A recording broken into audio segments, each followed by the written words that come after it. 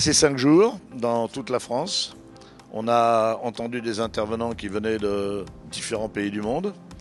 On a vu que des dynamiques territoriales se mettaient en place dans les territoires où nous avons été. Je pense que nous avons en quelque sorte lancé un nouveau cycle. Autrement dit, ce 10e anniversaire, c'était un aboutissement, l'aboutissement de tout ce que nous avons fait depuis 10 ans. Et il s'est passé beaucoup de choses depuis 10 ans. Et on voit bien aujourd'hui que nous avons pris une nouvelle dimension et que nous allons au-devant de nouveaux objectifs.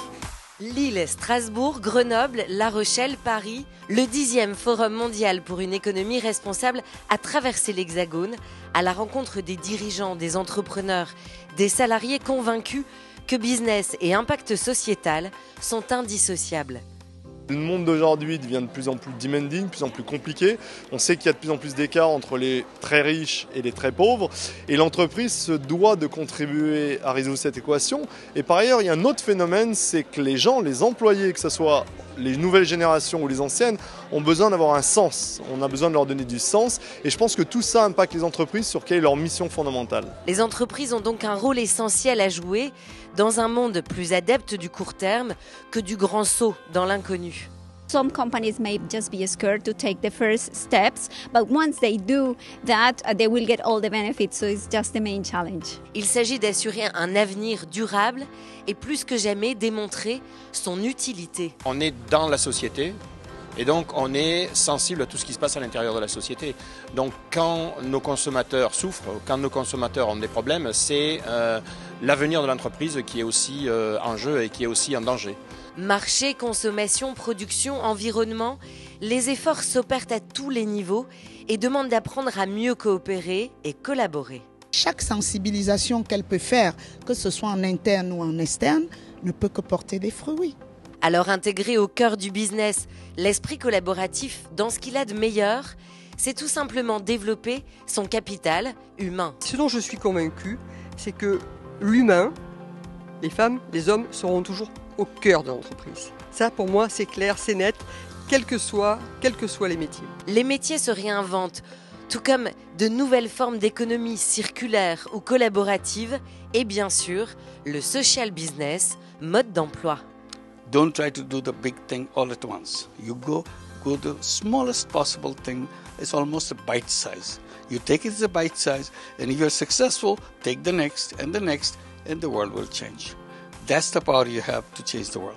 Le changement, vecteur de développement économique et social pour tout un nouvel écosystème, des fournisseurs aux distributeurs, sans oublier les territoires. Je crois que la transition énergétique, on sait qu'elle est créatrice d'emplois, il faut la gérer aussi avec le développement humain en ligne de mire et pas simplement la lutte contre le changement climatique. Et c'est sur sa terre natale des Hauts-de-France que le World Forum a engagé il y a 4 ans la 3e révolution industrielle, rebaptisée REV 3.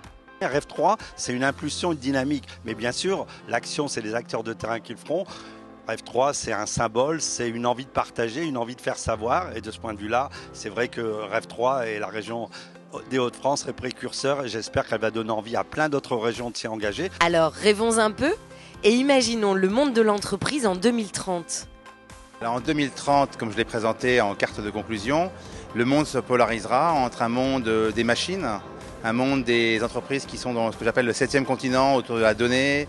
On les appelle aujourd'hui les GAFA, Google, Apple, Facebook, Amazon et les Chinois. Et puis un monde, j'allais dire, de start-upers, d'auto-entrepreneurs.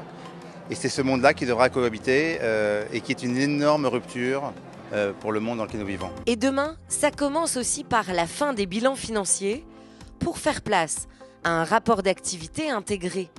À titre pilote, nous avons décidé d'intégrer dans notre processus de cotation des entreprises, en plus des critères purement financiers, des critères RSE. Et ceci n'a effectivement pas d'équivalent parmi les grandes banques centrales. Cette initiative constitue un pas extraordinaire dans ce nouveau cycle d'engagement où vivre l'économie autrement pourrait pourquoi pas imposer toutes les parties prenantes réunies à la table du conseil d'administration. Elles ne seront pas 25 autour de la table, mais 3, 4 ou 5 parties prenantes, ce n'est pas inenvisageable de trouver le meilleur dénominateur commun, le plus grand de ces dénominateurs communs, en veillant à ce que les intérêts des uns et des autres soient bien servis en proportion des engagements. Voilà ce que je pense être une voie pour que l'entreprise retrouve le soutien de la population et puisse être qualifiée d'objet d'intérêt général et pas seulement l'objet d'intérêt de quelques-uns.